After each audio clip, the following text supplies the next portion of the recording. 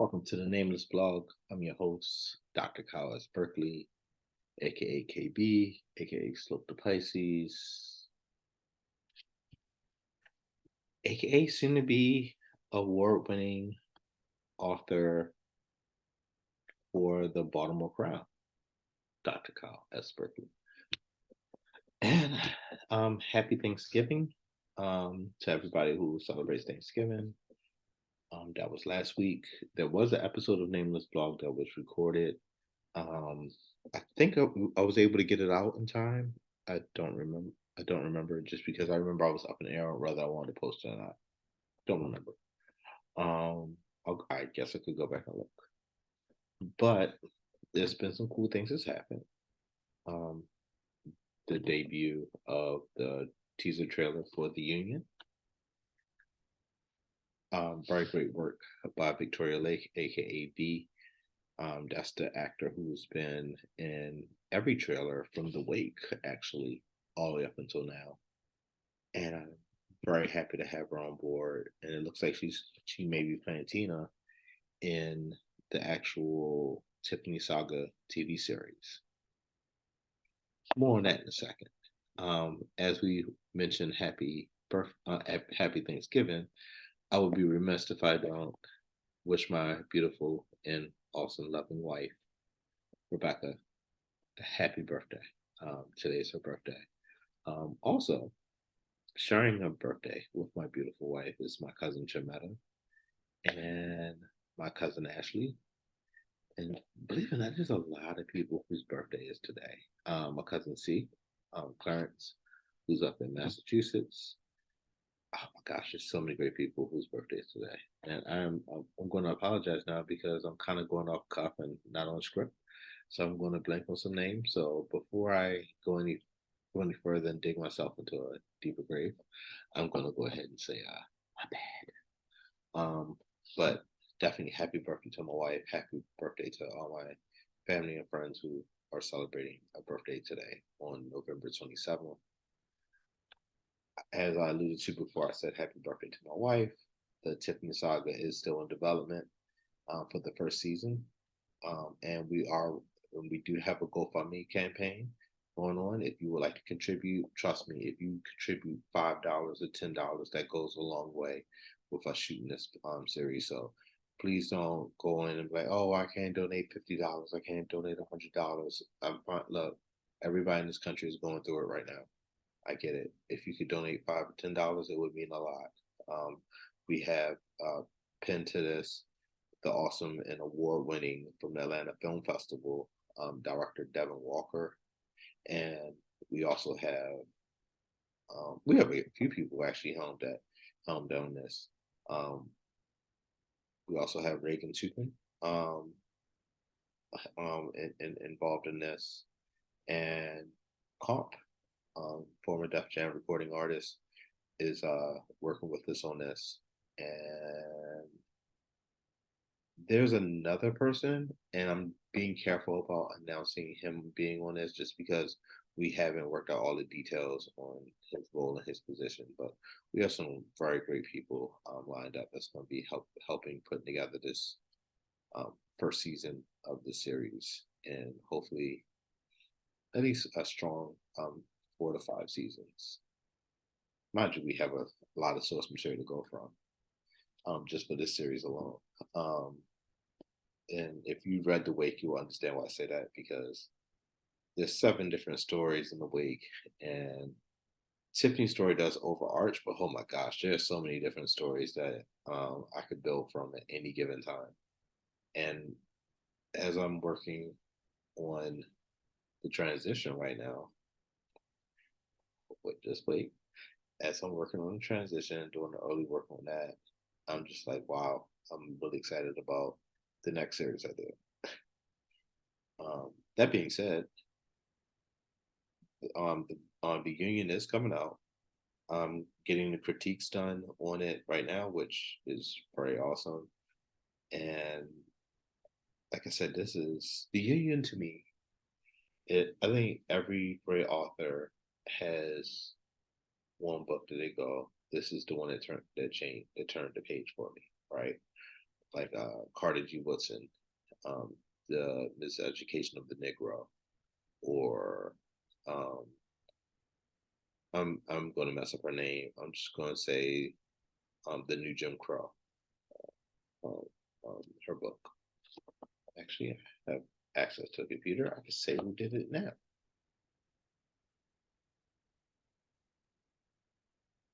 So the New Jim Crow, well, by Michelle Alexander. Yeah, so like that was the book that turned the page for her. Mr. Nobody, um, like the sound. I look at that's his book that's turning the page for him. He's doing some great work right now, and The Kill a Mockingbird, that was the book that turned the page for her. The Hobbit and Lord of the Rings, J.R.R. Tolkien, right? Like there are so many books that are out there that have turned corners and pages for authors. 50 Shades of Grey. Um, oh my gosh, I was just about to say her name, but Zane. I was going to say Unforgiven, Unforgivable. But like everybody has that one book that really turns the page for them, and I feel like I've been putting out a lot of bangers over the last year with The Void, The Legacy, and now The Union. But the the the way how you evolve and how we tell the story of Tiffany Gibbons, um, going all the way back to the wake till now, and this is a story I think so many people are going to resonate with, and I think it's going to really boil up some feelings, just because we're talking about religious cults, and then it goes into, well, am I in a cult? Am I not in a cult? Right? Because sometimes something could be a cult and not even realize it's a cult. And I think that's one of the fun things about with this story is it really pulls on, well, what is a cult? And as I flesh out that definition throughout the book, also there's a lot of strong things with Tiffany. Not as far as her being in a cult, but her family and what her family has stood for and what her family kind of allowed. And like if you look at Tiffany as a character and how certain things was a secret, if you go back to the wake and you look at the void and like how certain things have followed her, looking now at Hakeem and his family and that church and the importance of church and his family and the fact that his family's church is a cult. I could give that away because that's been alluded to in every book that I've done about Hakeem, with Hakeem and Tiffany in it. So that's not a spoiler. But just thinking about that, it just makes you go, wow, this is gonna be a real dope story because it's gonna really pull on a lot of heartstrings, and it could hit each person, every person that reads it from a different perspective because you have so many people you could see yourself in. So before you could go, oh, that wouldn't be me, it's gonna make you really think about that a little bit deeper, how it actually did. But that's enough of that. Well, before I say that's enough of that, the union is either gonna come out one or two ways, and because there's critiques going on right now, and we're finishing up the last round of edits, so the union can go one or two ways. That's how I see it. It's November 27th. I could put out the union at earliest December, let's say December 8th or December 10th, right? And if everything's not done and can be launched by December 10th, I'm going to go ahead and push the union back to February. Reason why is I really want this thing to be promoted the right way because I feel like this book is that turn a page for an author event for me. It's just too much of a strong and powerful book. Like with everything that does happen with Tiffany from the wake, the void, the legacy, it's a great page turner for Tiffany and Hakeem and their stories. And just for anybody, honestly, that there's so many different ways you can find yourself in this. And that's something I really want to really make sure that this reaches all the eyes it can reach, because I think there's a lot of powerful things in it. And I'm very proud of this book I was able to write and what was given to me to write with this book. As far as the holiday rollout goes, oh, sorry. If you want to donate to the Tiffany series, it's on GoFundMe. If you type in Callis Berkeley, or if you type in the Tiffany series, it'll come straight up in the search bar when you go to the GoFundMe campaign. So, like I said, $5 but the holiday rollout. I we've decided, both Brent and myself, we've decided that we're going to do 2 stops for the holiday rollout. Just because I'm not doing a lot of traveling, just because we just had a whole East Coast tour. So, 2 stops as of right now. If we could get this Virginia venue to happen, I'll add it and let you guys know. But right now, it's going to be the Black Mall, which is in December, and I'm going to be at the Mahogany Bookstore in DC. I'll be able to give guaranteed dates next week. But very proud of those 2 things that we're doing for the holiday rollout.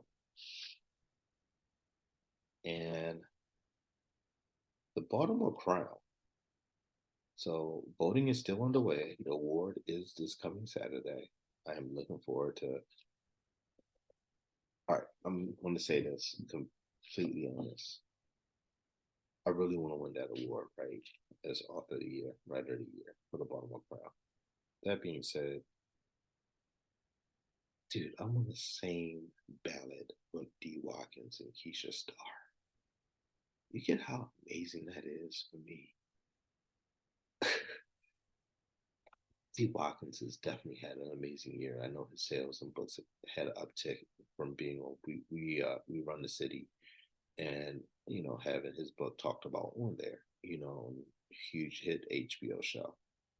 If he wins it, I would not be surprised. Matter of fact, I'd be honored, because it'd be like, dude, D. Watkins nominated for the same category, the same crowd. Like, that'd be so cool. So, same with Keisha Starr. I know she has one of her books being worked on as a film right now. I'm not sure if it's a movie or TV series. I follow her on Facebook, and I don't know. I really don't. But dude, I mean, there's a lot of other great people on that list, on that ballot. So definitely vote for me. I would love to win that, but still, I mean, the people that are on that ballot, I'm just excited to be in the room where it happens. You know what I mean? And let's get to. All right, so I know during the last blog we talked about doing a list. So every week I've decided that I'm going to do a listing of the top 10 of something. Just for us to have something a little spicy. I'm gonna get to that list in a second. I just want to give some updates on some stuff. We'll start off with Loki and Marvel. Just found out that the director of Loki has been pinned to be the director of Marvel's Secret Wars and King Dynasty. So that's awesome. Um, first half of Invincible has come to a close. First half of season 2 of Invincible has come to a close. I'm enjoying it. I kind of wish they would just let it. Okay. Instead of breaking it up like that, just because.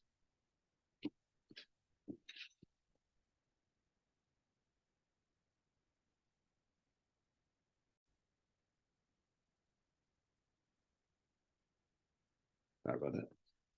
But yeah, I just wish they would just let it run. And I mean, just have to wait till the new year for the second half. But dude, I'm enjoying it. And I did have Comforting 1 and 2. in my box on Amazon. So I can't wait to read up on it.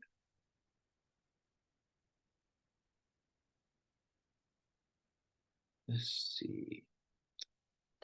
I'm going to start on Gen V because I mean, while we got that break right now, I get to check it out.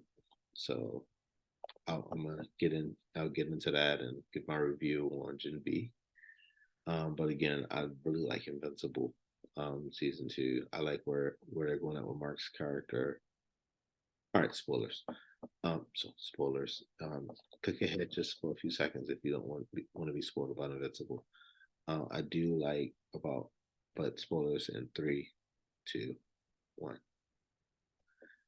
I do like what they did with Mark's dad and him having another family and him having expressing these feelings and didn't know what it was, and Mark had to say to his dad, you know, these are the feelings that you were supposed to have on there. I thought that was pretty cool.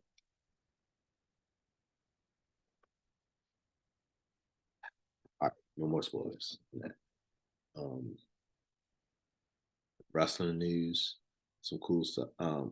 Well, there's a thumb up and there's a thumb down. So, first thing is CM Punk is back in WWE, which I'm a CM Punk fan. I do like the fact that your voice is his mind, but I mean there are challenges with allegedly there's a lot of challenges with people when they come to working with him. But then there's other people who say like, oh, he just stays to himself. He doesn't really want to be bothered with people, you know. So I don't know. Like I really hope that Sam Punk has a great return to WWE, and I'm hoping that we get some great matches and some real good promos with him. You know, that this could really be a good ride. I mean, this could be a good ride with Punk back, and I'm guessing we might get something with The Rock and seeing this back it looks like. And I mean, you can get a lot of real fun things going on, especially with Roman. Uh, Edge is over in AEW.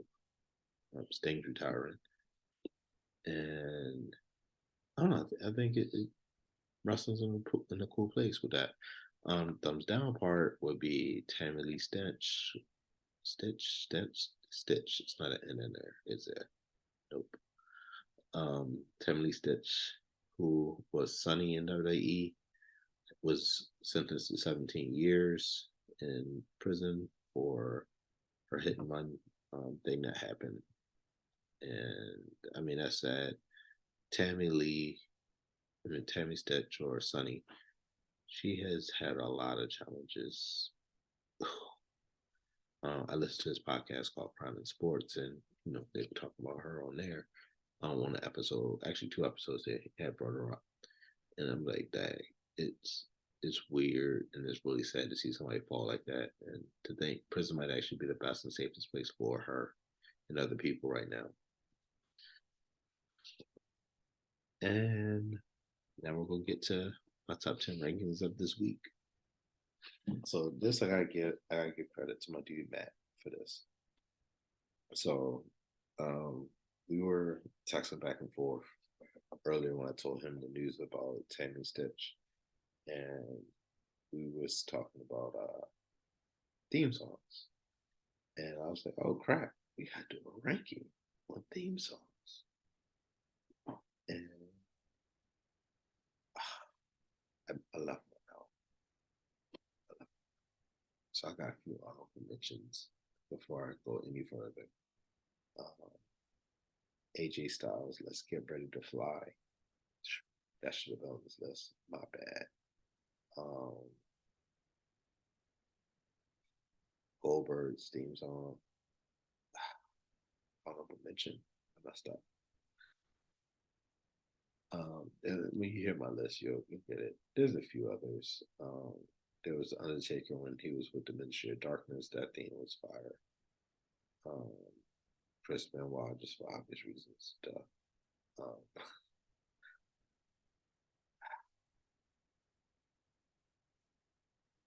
Bret Hart's theme song, but I love that theme song, especially when they redid it. That one WrestleMania when he wrestled Vince McMahon, I did like when they updated a little bit with the guitar riff. So those are my honorable mentions right now. I know there's a lot more, but we're just gonna keep right there.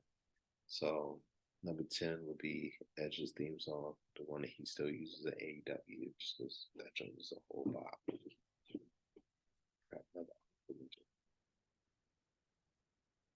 Bray Wyatt, like almost every last one of his themes, but the Wyatt family theme song would should definitely be like number one and number two. Not bad. R.I.P. Bray. Number 9, the NWO theme song, just because that's a whole bop. Like as soon as you hear the song in your mind, everything just went black and white, right? See, there you go. Number 8, Triple H. I think, like, come on, there. I don't know which one. Like, he has so many. I just had to just say Triple H. Like that joint. Bow Down to the King. I'm counting Evolution. I'm counting the DX. I'm counting. Oh my God, yeah, he's had some things. So he just has a whole section. Boom. Number 8. Number 7, Zack Ryder. That radio song, that old radio, tell me everything. That joint was a whole bop. Like even how it came in. I didn't like it when they added the woo woo woo thing. That was garbage, but I liked it. I think how it was. Number 6, CM Punk, Cult Personality. Obviously, like as soon as you hear that static, it just came over. Number 5, Randy Orton, I hear voices. Just listen to it. You will understand. It's perfect. In fact, let's see if we can get some licensing so we can get that for Tiffany for the series. Let's see what we can do. Um, Number 4, Kane, the Fire Burns. Dude, that joint is banging. Number 3, The Rock with the Hollywood theme song. The whole entrance to it, flying over Hollywood. Then he whispers he's cooking, and then you just hit the bass line. That joint is bananas, son. He had to be there. Number 3, we just did number 3. Number 2, Mark Henry song, the 3-6 Mafia. Go ahead, just add it to your playlist for when you work out in the gym. That joint's a whole bang. Matter of fact, don't do that because you might walk out with a felony. You know what I mean? And number 1, Hulk Hogan, Voodoo Child, because it was Lenny Kravitz song. He walked out to that with the black and white NWO with the black and white feather bullets. Anyway, that's my top 10 ranking for this week. Feel free to write me whatever you want me to rank next week or thereafter. And see you next week. Peace.